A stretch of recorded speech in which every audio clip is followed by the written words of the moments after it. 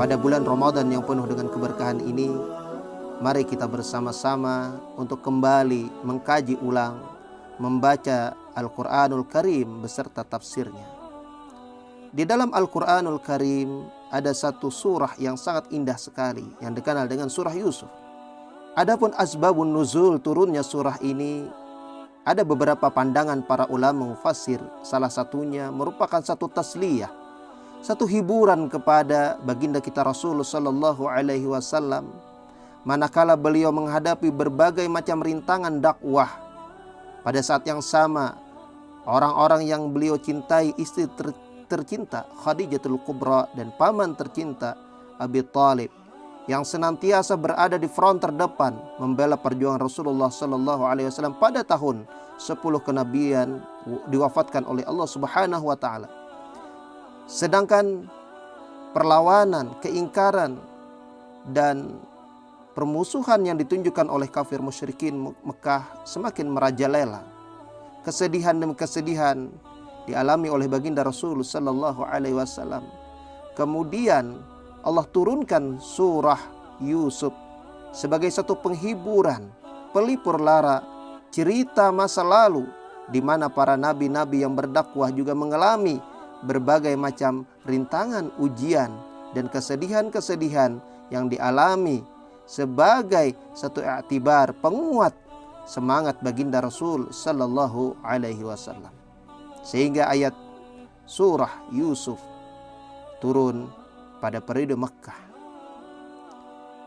Pada saat yang sama pula, surah Yusuf ini mengingatkan kepada para Yahudi yang terdapat di dalam kisah mereka bahwa ada kisah-kisah para nabi Bani Israel yang Allah Subhanahu wa taala kembali ceritakan kepada mereka, kembali ingatkan kepada mereka. Nabi Yusuf merupakan nabi Bani Israel yang pada episode-episode yang telah lalu telah kita bahas tentang sejarah Bani Israel, sejarah bangsa Yahudi, Ibrani. Nabi Yusuf alaihissalam sebagaimana disebutkan oleh Rasulullah sallallahu alaihi wasallam ketika ditanya siapakah orang yang paling mulia, baginda Rasulullah sallallahu alaihi wasallam menjawab, akhil karim ibnul karim ibnul karim, saudaraku yang mulia dari anak yang mulia, dari anak yang mulia dari para nabi, yaitu Nabiullah Yusuf alaihissalam. Nabi Yusuf alaihissalam memiliki rentetan nasab yang sangat mulia bersambung hingga kepada Nabi Adam alaihissalam. Yusuf bin Yaqub bin Ishaq bin Ibrahim alaihissalam, bin Tarih bin Nahur bin Saru bin Ra'u bin Aibar bin Falih bin Shalih bin Irfakshad bin Syam bin Nuh alaihissalam, bin Samak bin Matushalih bin Idris alaihissalam, bin Malail bin Qainan bin Yarid bin Yanis bin Sis bin Adam alaihissalam. Ketersambungan nasab ini menunjukkan beliau bukan hanya sekedar putra seorang nabi, juga cucu seorang nabi, cicitnya seorang nabi, hingga kepada datuk-datuknya juga para nabi, sehingga disebutlah Nabi Yusuf alaihissalam sebagai nabi yang mulia dari keturunan orang-orang yang mulia.